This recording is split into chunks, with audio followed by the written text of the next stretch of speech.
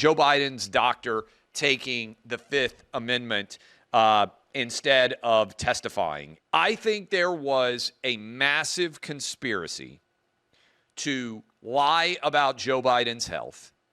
Everybody knew that this guy was not mentally or physically capable of being president of the United States. And they all conspired to try to cover up that fact. There is a fine line here because all of us have HIPAA rights.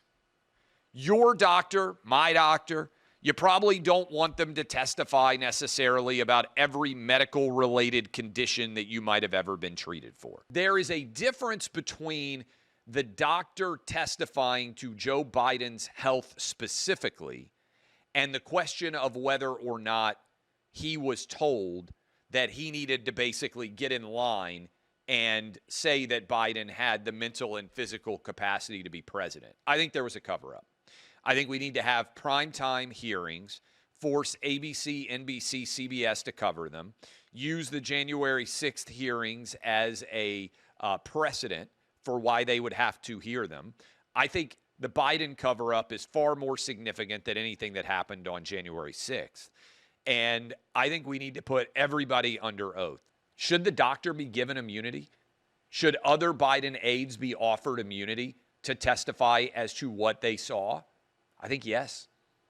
I think if you can flip one or two Biden aides and they agree to speak honestly about what they saw and the conspiracy of silence, I think it would be eye-opening and incredibly important and impactful for us to have that conversation as a nation. Because we can't ever allow this to happen before.